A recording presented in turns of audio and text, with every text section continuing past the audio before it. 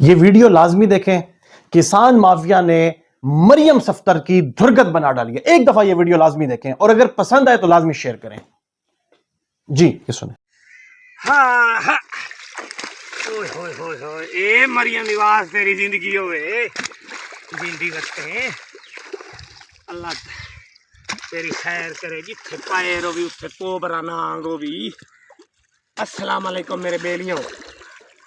میں ہاں جعفر 512 اس کسان مافیا یعنی کہ ملک نو رڑکن والا میں ہاں کسان. ویکھو میرے چاروں طرف اے سی لگے ہوئے ہیں لٹھے تے میرا سوٹ ہے پیرے میری دھیا بھی ڈیرا غازی خان دی روزی ہے. کیا بات ہے مریم نواز تیری بوڈ کے ماری نہیں ویندی. چلو خیر ہے کاواں دے آکھے ڈھور نہیں مردے تو کر جتنی کر سکنی. سمجھ آئی فرعون نہیں رہیا یزید نہیں رہیا تیتھوں وڈے نہیں رہے تو ہی کوئی نہیں رہنا میں ہی تھا ہی رہنا. روزی رسان میرا اللہ ہے تو کر جیڑا کچھ کر سکنی. تے دوئی گل تو کئی بے وقوف بڑائی کھلی بدیاں نو. روٹی جو ہے وہ میں نے 15 کی کر دی ہے غریب عوام کھاونی کس نال ہے دادی مریم. 15 دا پھلکا تا تو کر دیتا میں مان گیا منہ چنگا کیتا یا تے کھاونی کس نال ہے کدھا نال لا کے یا چار پائی دے پاوے تے لا کے. اے دس جیڑی تیری سوشل میڈیا تے عزت ہوندی پئی ہے کسان کریں دے بیٹھے یا راتی جلے جھولیاں چوندیاں اللہ کرے سی جلے تو مرن لگ سن 2 مہینے تے تیری جین دی نہیں نکلے. اللہ تیری زندگی دی خیر کرے تے بس دی رہے اللہ تینوں ہور دے وے ہور بےمانیاں کر تون کے تے باقی جڑا ہے نا واقعی کسان میاں ملک نو رڑک کے کھادی ویندے. کسان تا ملک دا ستیا ناس کر سٹے. ویکھی آپ بس لٹھا لائی کھلے ہیں ساڈے کول ویکھ لے کیا سی آوے چنگیاں جتیاں بڑا پروٹوکول ہے. ویڈیو چنگی شرم بس نہیں آتی میرا خیال میں. شرم جو ہے وہ اس پورے خاندان سے ختم ہو چکی ہوئی ہے. بدماشی میں گراوٹ میں کمیت میں یہ اتنے گر چکے ہیں اتنے یہ ڈھل چکے ہیں کہ بس اب جو ان کے مخالف آئے اس کو نگل جاؤ اس کو اٹھا لو اس کو مروا دو. یہ جو فتنہ کی باتیں کر رہی ہے یہ خود فتنہ ہے. اس کی وجہ یہ ہے کہ یہ کسی ایک شخص کو فتنہ بولتی نا کسی ایک شخص کو یہ پوری قوم کو فتنہ بول رہی ہے. کیونکہ انہوں نے ووٹ نہیں دیا. کیونکہ یہ جتنے بھی ہیں بالخصوص شریف خاندان کی بات کر رہا ہوں جو 17 سیٹیں ہیں وہ بھی ان کے خاندان میں سے کسی کی بھی نہیں تھیں. فارم 47 کی جو یہ پیدائش ہے نا ان کو یہ پتہ ہے کہ اس بار ان کے پاس طاقت ہے اور یہ طاقت میں کچھ بھی کر سکتے ہیں. فلاں کو اٹھا لو فلاں کو اٹھا لو مجھے اٹھا لو تمہیں اٹھا لو کسی کو بھی اٹھا لے. لیکن انہیں یہ پتہ ہے کہ یہ صرف وقتی ہے. اس کے بعد ان کے ساتھ جو ہونا ہے نا اس دفعہ انہوں نے سہولت کاروں کے ہمراہ مل کر فارم 47 لے لیا ہے. جو قوم نے ان کے ساتھ کرنا ہے وہ آپ یقین نہیں کر سکتے امیجن نہیں کر سکتے. یعنی کہ یہ خود جو سوچ رہے ہیں اب یہ جو قاضی فائز عیسیٰ کے خلاف یہ جو ادھر ایک واقعہ لندن میں ہوتا ہے لندن کی پولیس دیکھے گی وہاں آپ بات کر لیں اس کی حکومت سے بات کر لیں اگر وہ کچھ دیکھے گی تو وہ کر لے گی.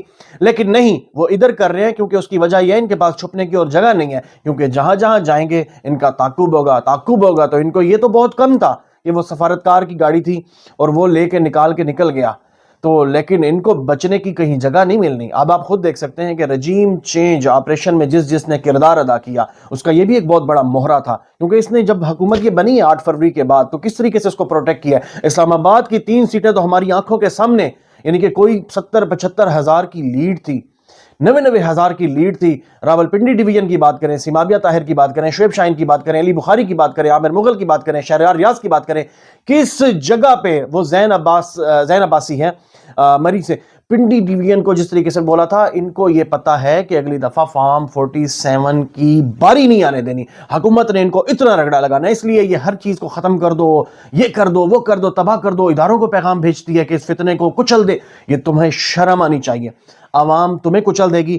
ہم اس طرح کی کوئی خواہش نہیں رکھتے لیکن کچلنے سے مراد یہ ہوگا کہ جس طریقے سے تمہیں عوام کچلے گی تمہیں ووٹ نہیں پڑنے والا. یہ جو تمہارے بابا حضور ابھی بھی لندن گئے ہیں علاج کی غرض سے تم کم از کم غیرت کر لو. اور یہ غیرت کا تقاضا تمہاری ہونا چاہیے کہ کم از کم پنجاب میں ایک ایسا ہسپتال بنا لو جہاں تمہارے بابا کا علاج ہو سکے. کہ یا کم از کم ایسے کر لو کہ ایک ایسا ہسپتال بنا لو جس میں حکومت کی طرف سے ایسے ڈاکٹرز ہائر کر لو کہ تمہارے بابا کا علاج تو کم از کم اس سرزمین پاکستان پہ کر لے. بہرحال شرم نام کی اگر چیز ہوتی نا, یہ اب کسان کا ایک چھوٹا سا میسج تھا, وہاں سے میں نے بنائی.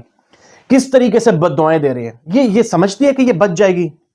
میں سمجھتا ہوں کہ اس کے بارے میں کوئی مثال ایسی نہیں دیتا کہ پھر مجھ پہ بہت سے بہتانات, اور آج کل تو آپ کو خود اندازہ ہے کہ کس طریقے سے ملا فارسیل ہیں, مولانا فارسیل ہیں, کہ وہ کس طریقے سے بک جائیں گے اور کیسے کیسے فتوے لگ جائیں گے. یہاں کفر کا فتویٰ بڑا عام ہے, یہ تو عام چھوٹی چھوٹی فیکٹریوں میں بے شمار مل جاتے ہیں. لہٰذا میں بات یہ کروں گا, اگر فرعون نہیں رہا, شداد نہیں رہا, نمرود نہیں رہا, یزید نہیں رہا, تو رہنا تم نے بھی نہیں ہے. لہٰذا اتنی کرو جتنی اس کے بعد سہ سکو. اگر تمہیں اللہ زندگی دیتا ہے تو اس کے وقت بھی, اور اگر تمہاری زندگی کے بعد یقینی طور پہ ہر شخص نے مر جانا ہے تو اس کے بعد کا بھی سوچو, تھوڑا سا عقل کے نام لو. یہ تمہیں ٹریکٹر والے ڈرامے نہ کرنے پڑتے اگر تم تھوڑا سا غیرت کا تقاضا کر لیتی. تم نے کسان کو مروڑ تروڑ کے رکھ دیا ہے. تم نے کسان کے ساتھ کیا ہے؟ 3900 کا ریٹ دیا ہے کہ سرکاری ریٹ ہے, وہ صرف بناوٹی ریٹ تھا. اس کے بعد تم نے کیا کیا ہے؟ 2000 2200 2300 پہ وہ لوگ کسان بیچنے پہ مجبور رہے ہیں. زندگی میں پہلی دفعہ ایسا ہوا ہے کہ روڈز کے کنارے لوگ بیٹھی ہیں, فیملیاں بیٹھی ہیں اور وہ بیچتی تھیں. گندم کبھی ایسے بکی تھی؟ گندم کے لیے خصوصی طور پہ اسسٹنٹ کمشنر کو اور باقی جو حکومتی مشینری ہوا کرتی تھی اس کو گندم ڈھونڈنی پڑتی تھی. یہ تم نے کسان کو, یہ تم نے روٹی سستی نہیں کی کہ 15 روپے کا تم نے روٹی کا پھلکا یا روٹی کر دی ہے. یہ تم نے سستی نہیں کی, یہ تم نے کسانوں کا رزق کھایا, ان کا مال کھایا. اب تم ترسو گی, اب ایسے تو تمہاری حکومت رہنی نہیں ہے, یہ حقیقی بات ہے. لیکن اگر بالفرض کہ تمہاری حکومت ان مظالم کے ساتھ رہ بھی جاتی ہے, یزید نے کتنی ایک زندگی اس نے کر لیا تھا, امام حسین علیہ السلام کو شہید کر کے ان کے خانوادہ کو اس کی طرف سے تو اس نے رسوا کیا تھا, لیکن یقین کیجئے کہ وہ محمد والے محمد مصداق ہیں, وَتُعِزُّ مَن تَشَاءُ وَتُذِلُّ مَن تَشَاءُ کے. یزید آج بھی اس کی طرف صرف ذلت ہے, صرف رسوائی ہے. اور آج بھی حسین ابن علی یا ان کے خانوادہ, یعنی کہ نبی کے خانوادہ, ان کے لیے صرف اور صرف عزت ہے. آج بھی ان کے روضہ پہ, ان کے مزارات پہ ہزاروں نہیں, لاکھوں نہیں, کروڑوں لوگ آتے ہیں. لیکن یزید کے, میں تو سمجھتا ہوں اس کی قبر پہ پیشاب کرنے بھی کوئی نہیں جاتا ہوگا. خیر, اب معاملے کو ہم اس طرف لے کر آتے ہیں, تھوڑا رحم کرو عوام پہ. یہ جو تمہاری پالیسیز, اسٹوڈنٹس کو کچل دو, فتنے کو کچل دو, اس کو کچل دو, اس کو مار دو, اس کو مروڑ دو, اس کو توڑ دو, یہ تمہاری صرف بڑکیں رہ جانی ہیں.